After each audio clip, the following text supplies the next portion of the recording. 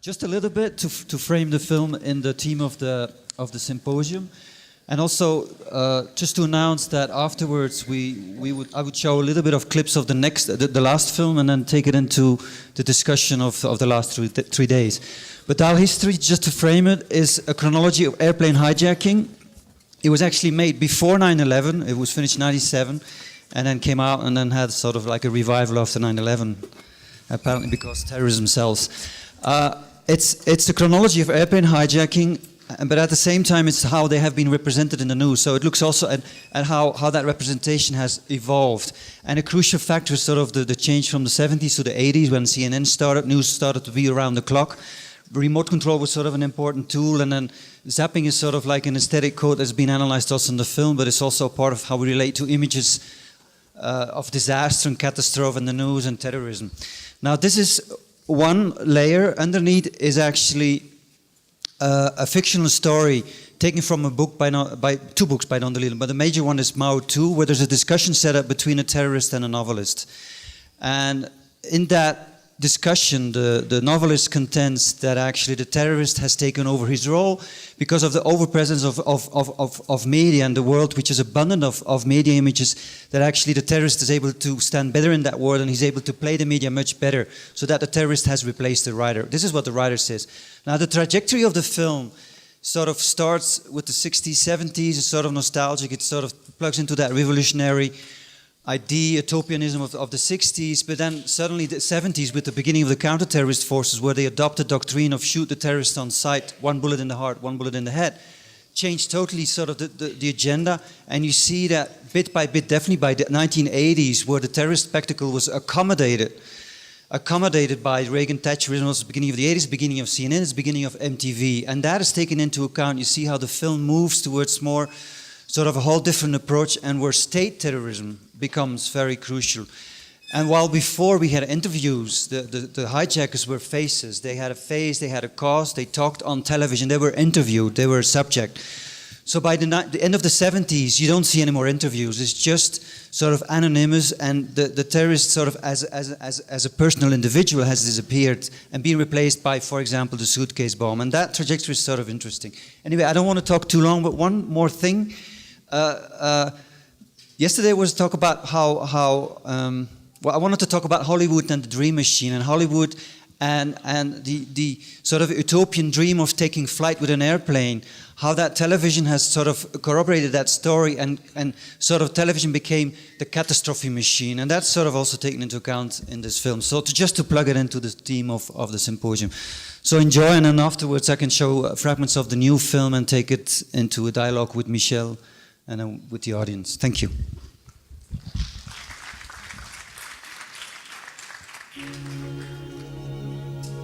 Shouldn't death be a swan dive, graceful, white-winged and smooth, leaving the surface undisturbed?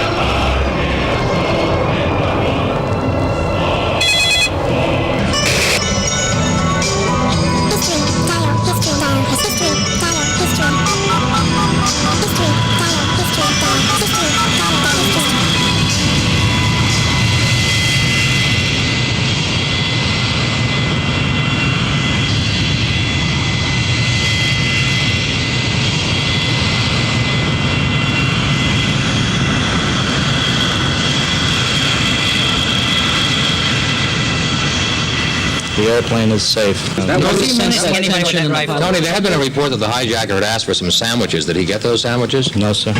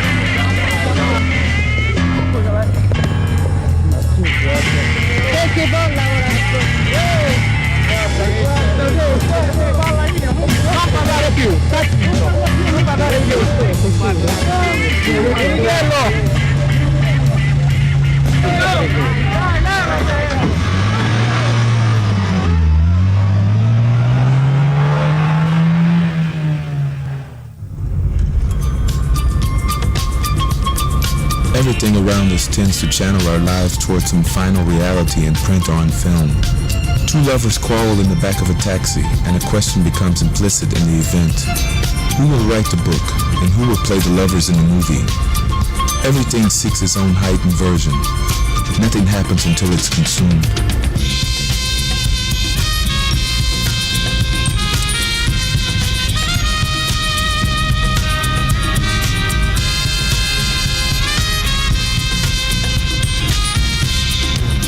There is the haunted time of the novelist, intimate, pressing, stale, and sad. Every book is a bug-eyed race. Let's face it, must finish, can't die yet. He was often lost. He got lost in the hotel every time he walked out of his room and turned left to get to the elevator, which was consistently to the right. それから子供さん、それから女の方、これらの方々が次々に降ろされまして、米軍のスポットのございます、南側のフラップをつけた車が前の出入り口に横付けいたしまして、ここから21人の方が降ろされたわけです。ご老人、それから子供さん、それからこの時に、グランドサービスの人が一人右側の車輪のところから南の滑走路の南の端の方へと移動しております。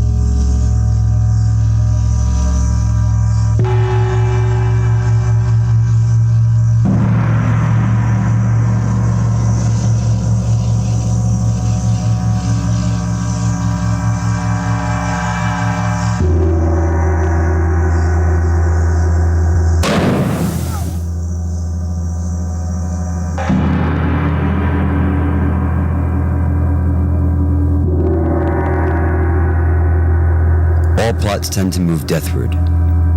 This is the nature of plots. Political plots, terrorist plots, lovers' plots, narrative plots, plots that are part of children's games. We edge nearer death every time we plot. It is like a contract that all must sign, the plotters as well as those who are targets of the plot.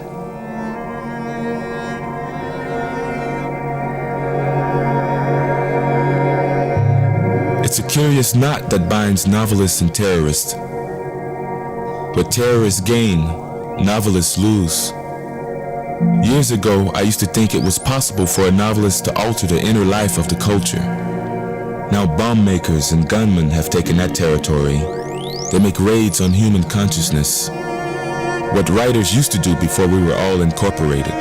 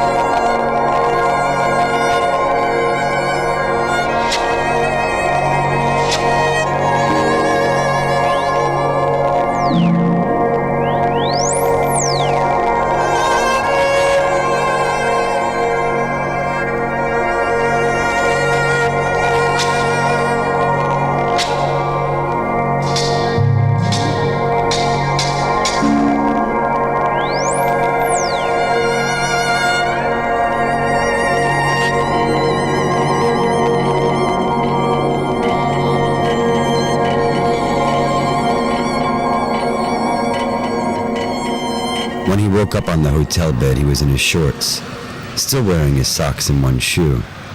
He'd removed his pants, or someone had, without taking off his left shoe.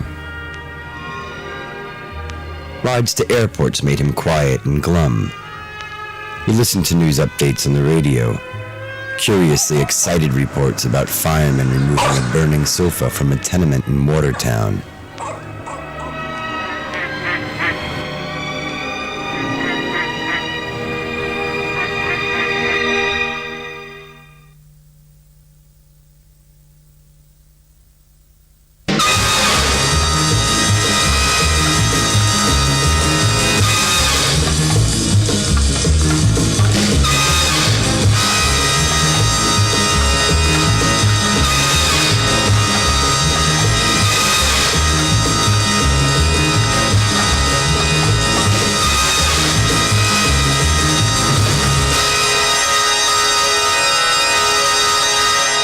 You're back among your family now. What was it like?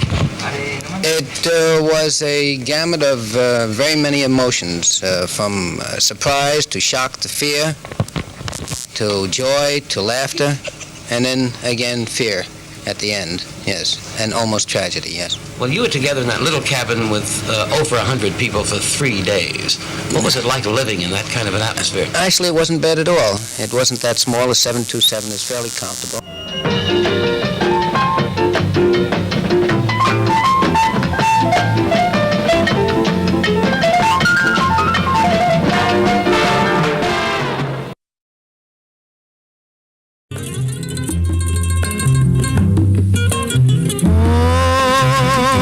Patria mía, ¿quién diría que tu cielo azul nublara el llanto?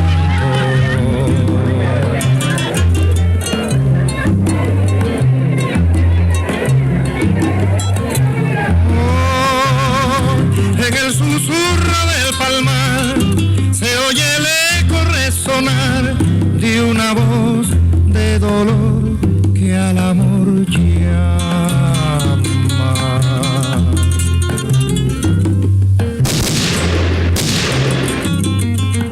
Oh, al contemplar tu ardiente sol, tus campos llenos de verdor, pienso en el tiempo aquel que se fue Cuba.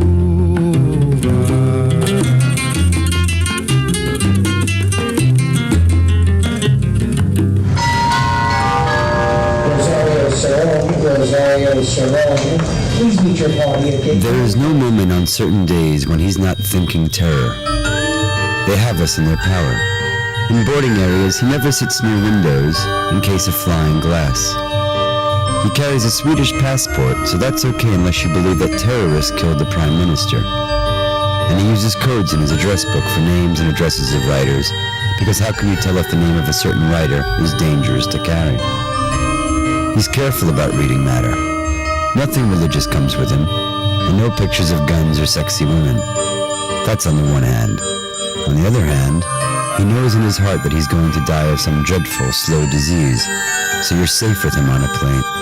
Texas International Skycast, please call it 6645 Security expert Lee Roberts says how you pick your seat can help you avoid contact with a hijacker or terrorist. He says don't sit by emergency doors where gunmen enter and exit, but not too far from the emergency doors either. I would like to see you sit several seat rows in front of or behind the exit and in the middle of the seating arrangement. Sitting on an aisle makes you vulnerable. But you may be one of the first people grabbed. Avoid first class behind the cockpit, which is where the terrorists go. When you're on the plane, know how to get out. Tracy Fulford is a professional airline pilot. I recommend everybody sit down, look around, see where the exits are. Just have a plan. For example, count the rows to the emergency exit in case there are no lights. And think about safety inside the terminal. Modern terminals are set up like shopping malls with restaurants, shops, magazine racks. Terminals have been targets for terrorist bombs. The less time in a terminal, the safer you are.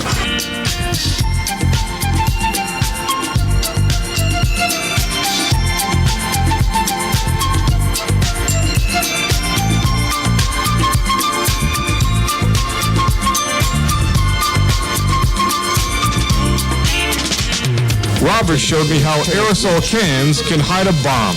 You could put a small amount of plastic explosive in here.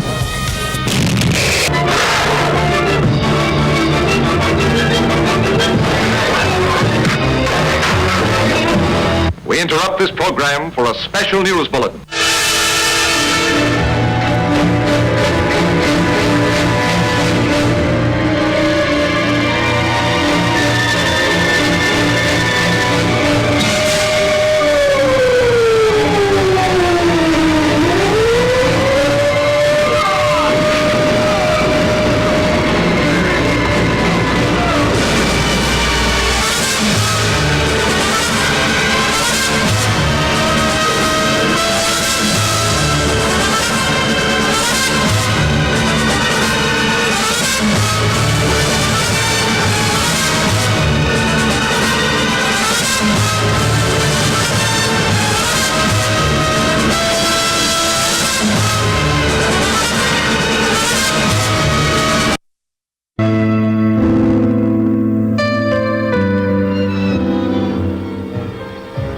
There must be something in family life that generates factual error, over closeness, the noise and the heat of being.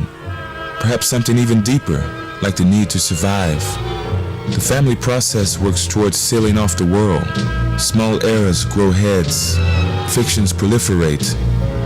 Not to know is a weapon of survival, he says. Magic and superstition become entrenched as the powerful orthodoxy of the clan. What a heartless theory.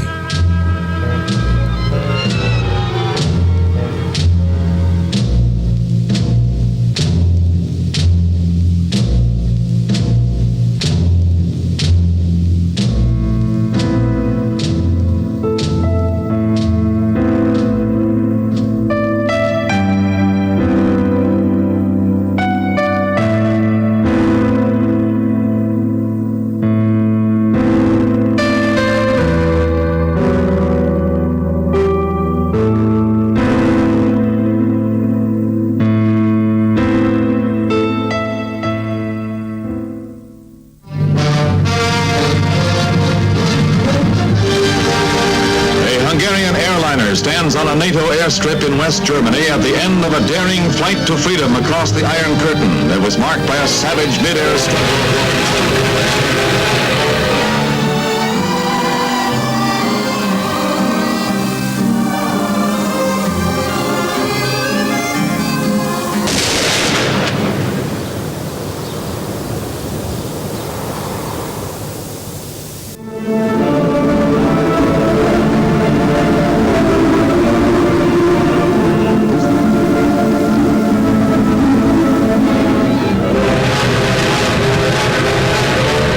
Never in the history of mankind have the nations of the world reacted with such unanimity and cooperation. Tonight, the lights will burn until dawn in the United Nations building, as the leaders of the world map the course of action. А почему же этот халуй американского империализма выступает?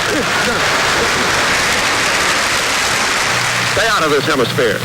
And don't try to start your plans and your conspiracies over here. Translation.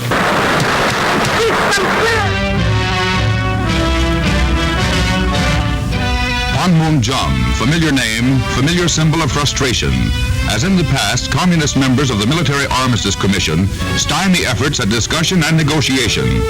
On this occasion, for the return of the Korean airliner that, with 32 aboard, was hijacked and forced north of the 38th parallel by Red agents.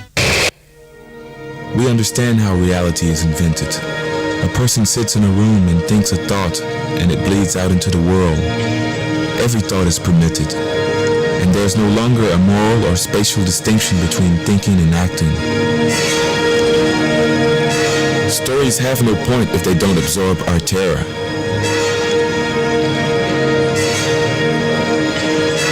Put a man in a room and lock the door. There's something serenely pure here.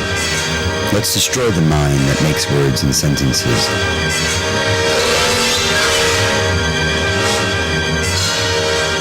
Gain the maximum attention. They probably kill you 10 minutes later. Then photograph your corpse and keep the picture handy for the time when it can be used more effectively.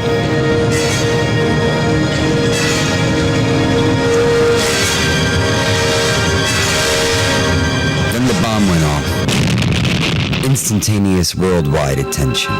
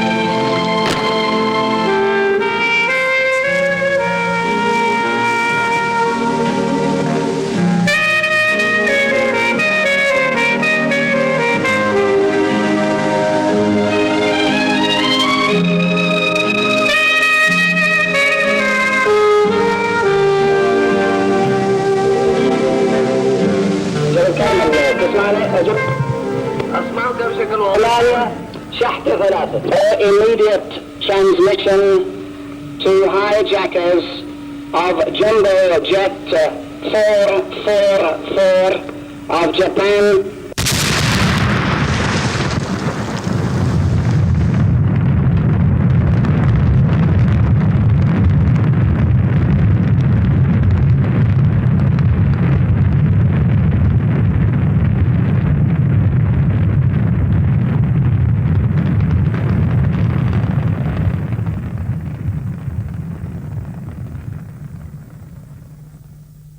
Well over 50% are paranoid schizophrenic, and the others may well one day be or have been.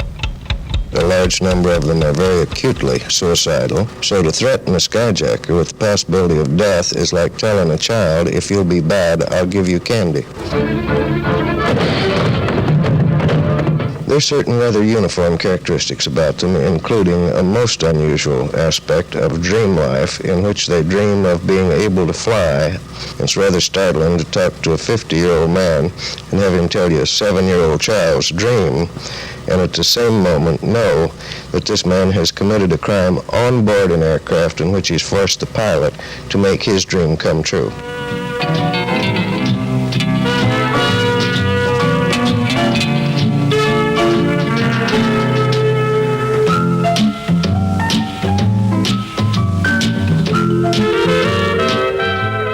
One little airline that has real short-cut skirts and real sexy sort of a rig. And that one little airline has been hit in complete disproportion with the magnitude of the traffic that it hauls. But here is a man who has really no sexual experience at all. And he looks at a hostess as a sexual symbol, and when he takes his gun and sticks it in this good-looking girl's belly and says, honey, we're going all the way to Cuba, he may very well be making the first sexual gesture in his life, and he often comments with pleasure how happy he was to see the fear in her eye. First time in his life he's ever scared a woman.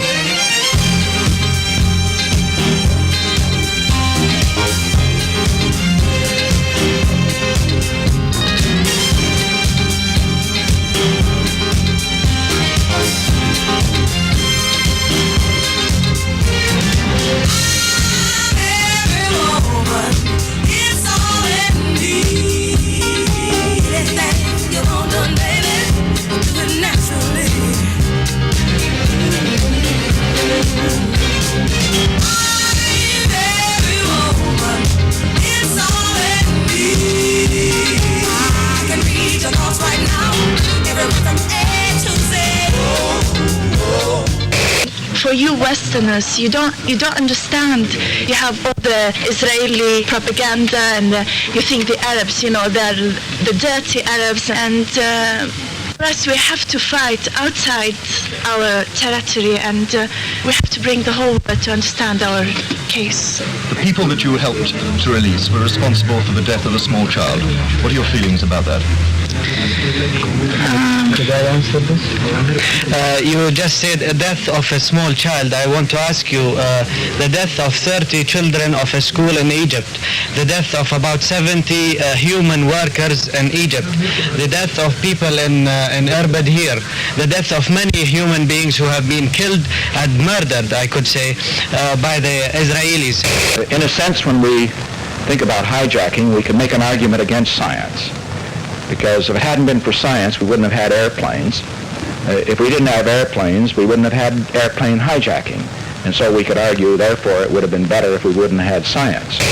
I've got a wristwatch and some keys, a tie clip, belt buckle. I think that's about it.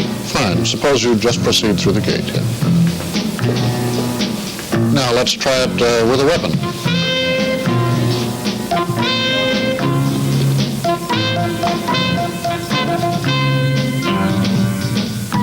Terrorists have made their own bombs from Coca tins and bottles. There are plenty of headaches in this one.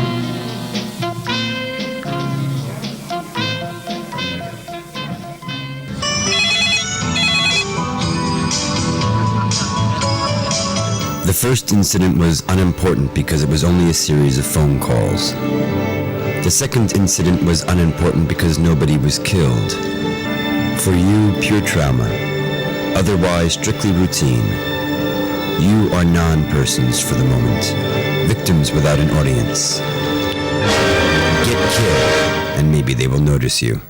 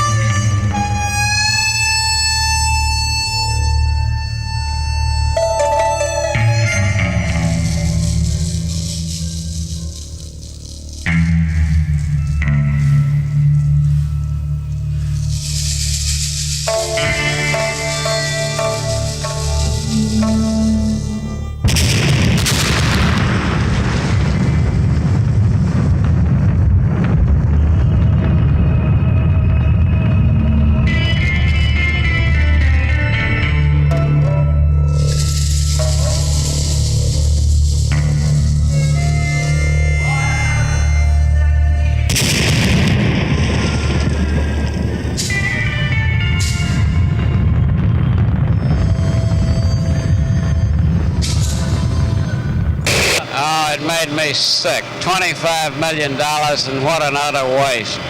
My wife slid down and landed on her head, and I paddled her for a minute, and I had to pick her up, and the time I got her up, we were both running again, and did you run very fast? I ran just as fast as I could. We were barefooted. We had to take our shoes off to keep from damaging the slide. They're nylon shoes. Yeah. We just jumped out, slid down, got up, and run. Were you very frightened by all this? No, sir, I wasn't. Everybody was too calm for anyone to be frightened. But you're not the sort of person who normally runs across airfields. No, not at all. What happened to your feet? Oh, they're cut up on the bottom. We had to take our shoes off, so we lost our shoes. So no one has any shoes.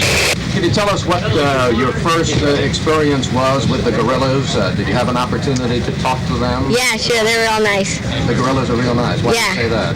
Oh, they're all right. I talked to one of them there. Did they express an interest in your thoughts about what they were doing? Oh, yeah. They said that that was their life, what they were doing, fighting. Did you feel menaced by all the weapons around you or not? No. You didn't? Were you frightened at any time during this experience? No. You find it exciting? Did you have a good time? Yeah. Were you excited? Yeah. Is that what you're saying? Yeah. Were you excited by it all? No, I had a good time, I guess. Would you like to do it again? I don't know. I probably missed too much school. It's not hijacking, let's say. You should say it's trying to tell the people what's our problem. I mean, all these 20 years, none of you foreigners had even known that there exist people called Palestinians, 2 million human beings. They have been thrown out of their homes, of their land, of their pride, of everything for 20 or 23 years.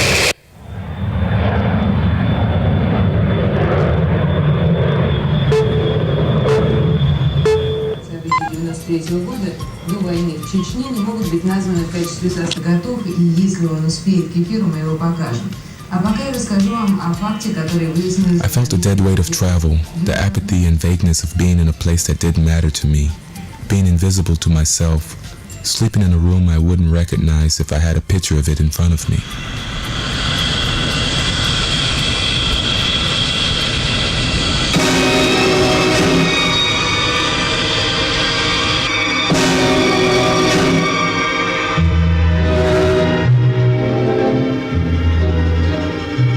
Some people make bombs, some people make calls, anonymous, bomb threats.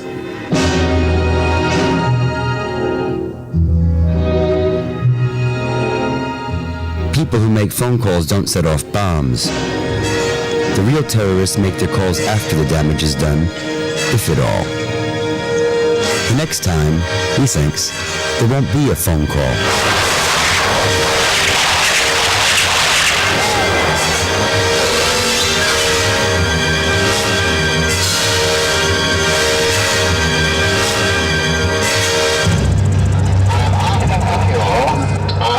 Alternative is to leave here, otherwise I am quite sure the plane will be exploded. I will give you an answer in a minute's time.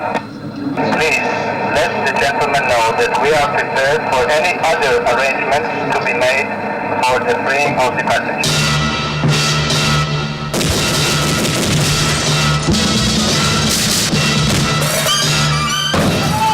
You are running. The camera is running full.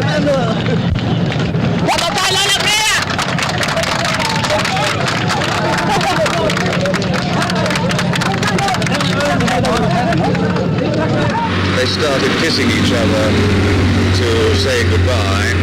There were tears in the eyes of the girls, and I realized that at that moment that this was it, that they were going to touch off the fuses to the explosive.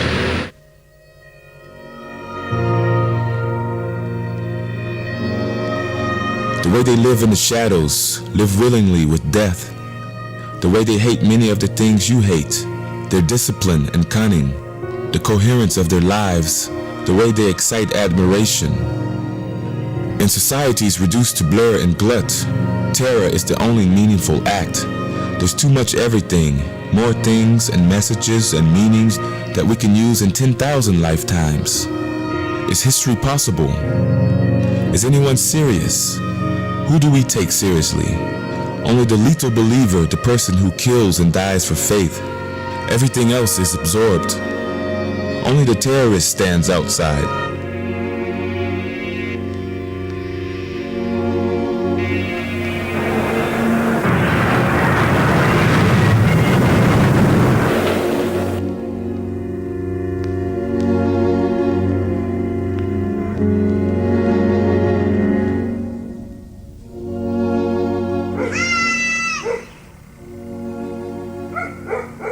Then there was the finger he had received in the mail. He kept it around a while. A ring finger, he guessed, gone mummy brown, and he used to look at it and wonder what it meant.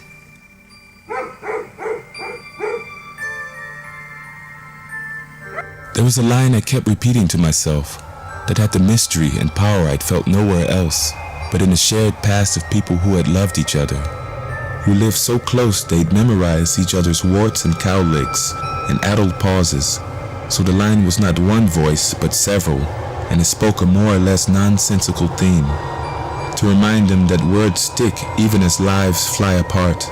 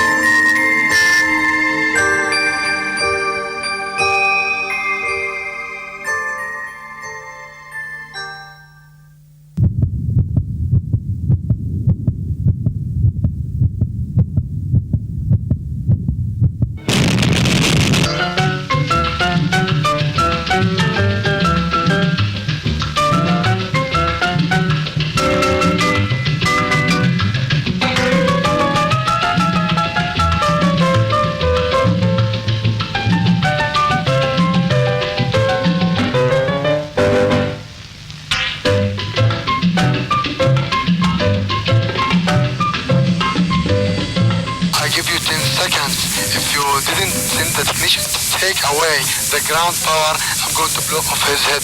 Did you get it? So there's no alternative. We have to go up the airplane with all the people on board.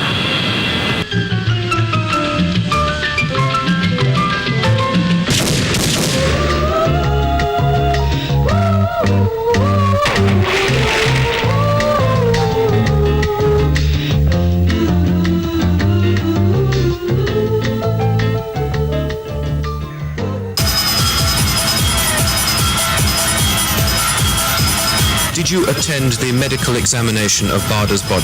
He was killed by a shot exact in his neck. Do you believe he could have committed suicide? No, I don't believe it. Gebe uns seinen Frieden. Amen.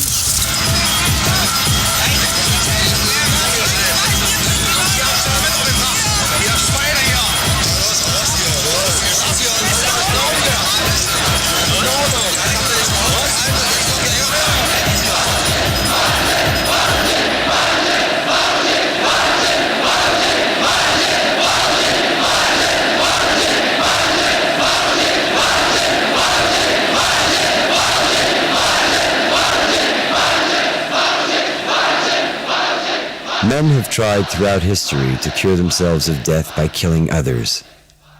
The dyer passively succumbs. The killer lives on.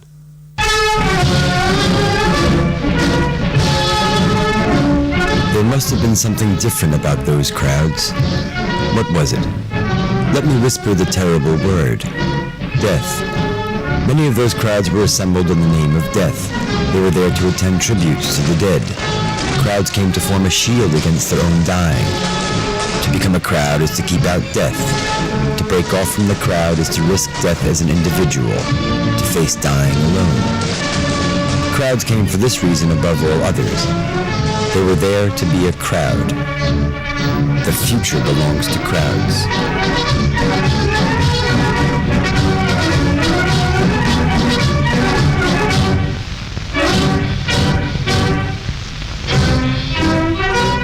If the cabin pressure changes suddenly, the compartment above your head will open and an oxygen mask will be within your reach. Extinguish all cigarettes. Pull down on the mask to start the flow of oxygen. Place the mask over your nose and mouth and continue to breathe normally. Then take the elastic band on the mask and place it over your head. To tighten the band, pull on the elastic tab.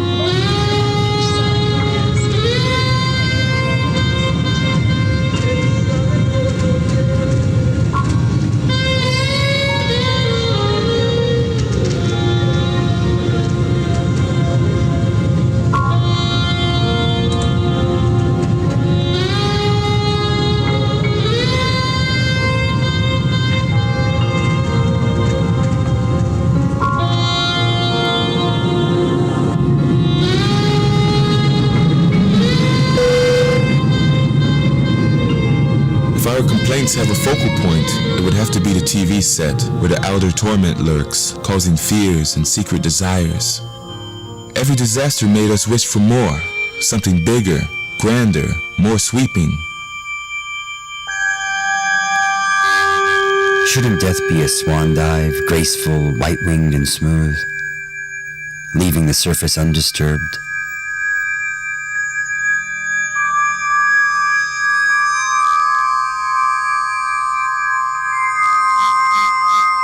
He took it all in.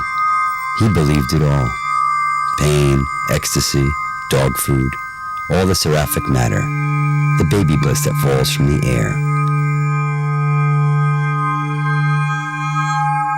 They sometimes bring us airline food and they sometimes bring us Lebanese food, and it's different to us, but it's very delicious. I'd say on the whole the food is okay.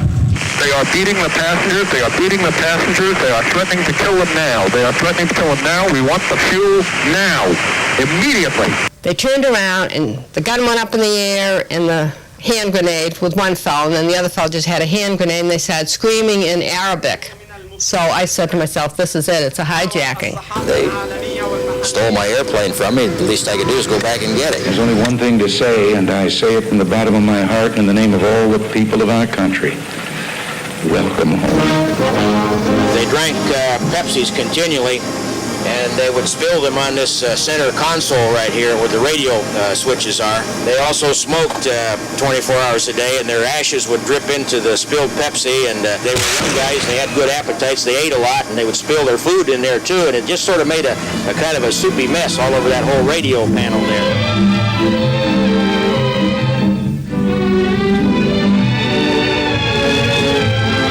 Ladies and gentlemen, this is your captain again. I've just been talking with flight control at London Airport. The temperature there is 64 degrees. Novelists and terrorists play a zero-sum game. But terrorists gain, novelists lose. The danger they represent equals our own failure to be dangerous.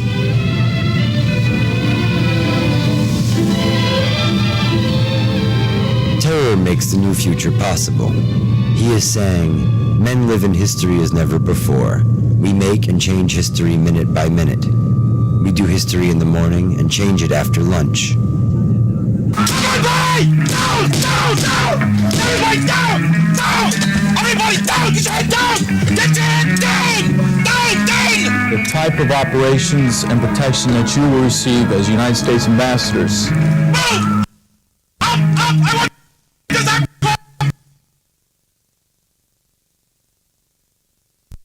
despite precautions,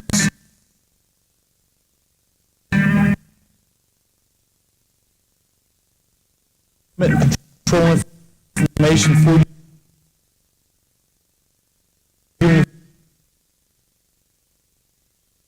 family to develop patterns of behavior. Down! Everybody down! Hands up on the seats! Hands up on the seats! Habits that offer to the trained observer critical information useful in planning and executing a terrorist assassination. An American bastard pig! In a terrorism sense. Middle East, Latin America, Far East. You, what country? Get down! What you see in front of you is the mock ambassador. This is his advance man. This is the agent in charge of the detail. This is the body cover. This agent, your AIC or agent in charge of the detail, is dedicated to you and you only.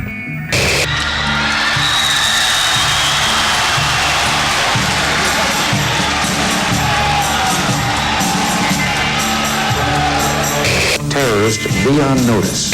You've got the B-1B bomber to come over low, the B-52 to come over high. You've got the FB-11A, the F-4 Phantom II.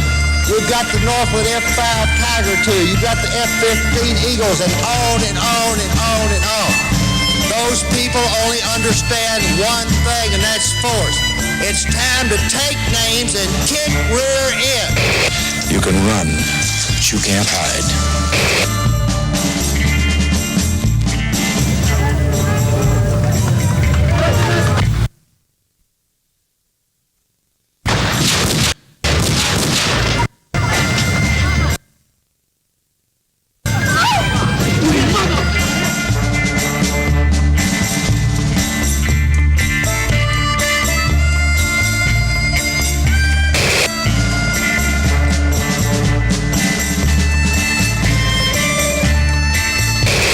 Geen wapen is absoluut.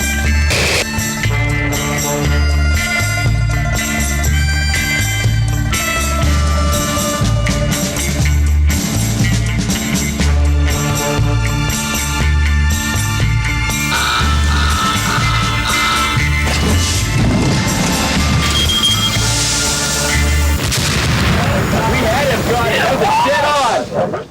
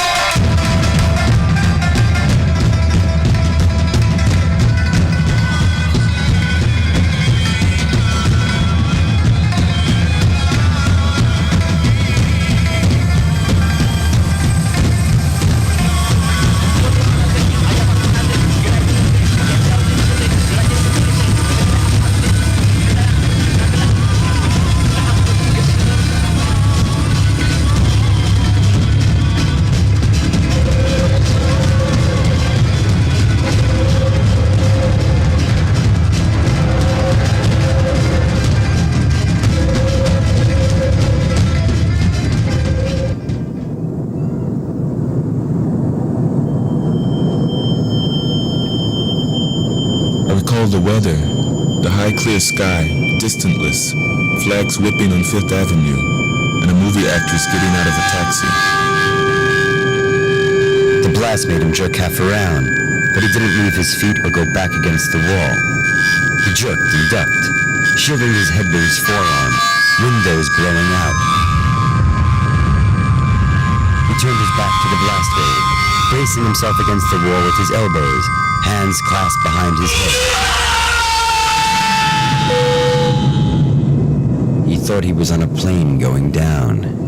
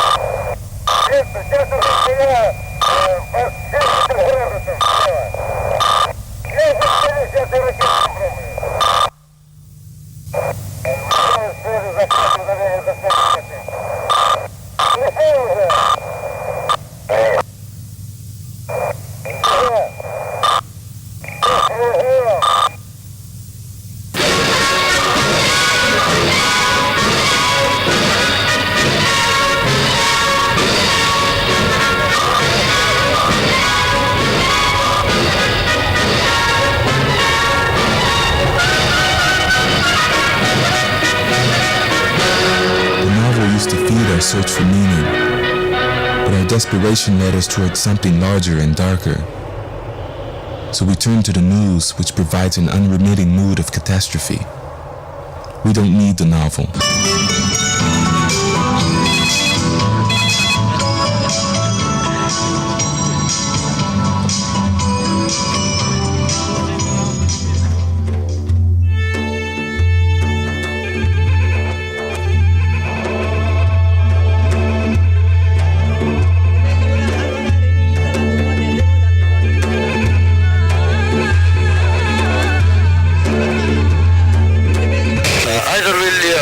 Or you receive the corpse.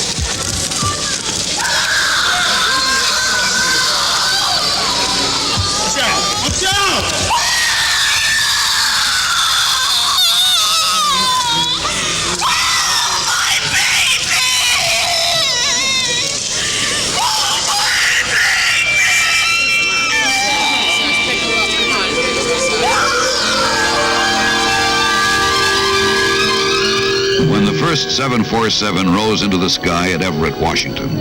It was more than just an airplane taking shape. It was Pan Am's response to the needs of its public. It was the beginning of a whole new system of transportation, the physical manifestation of a decade of planning. Now, with 10 years of pioneering jet flight across the oceans a part of history, Pan Am was looking to the future with this superjet.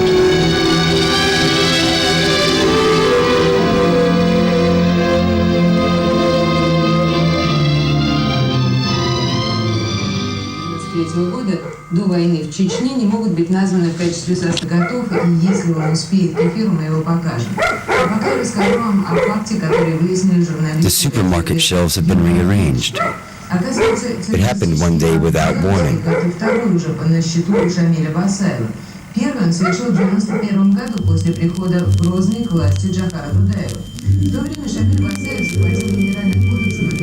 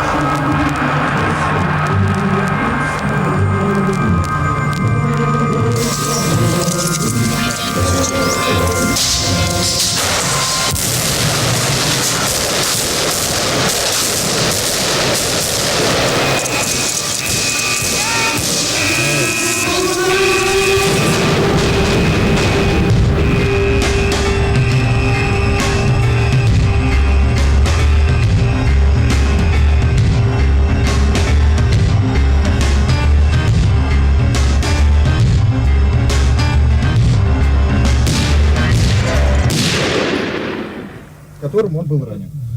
Нашим сотрудникам группы захвата. Тяжелый человек, кандидат в мастера спорта, все, второй тоже кандидат в мастера спорта. Пуля пошла, выстрел пошел в руку и задел ей грудь. Что? Что желаете у тебя? Зачем ты хотел заложника? Зачем ты хотел заложника? Еще дырку.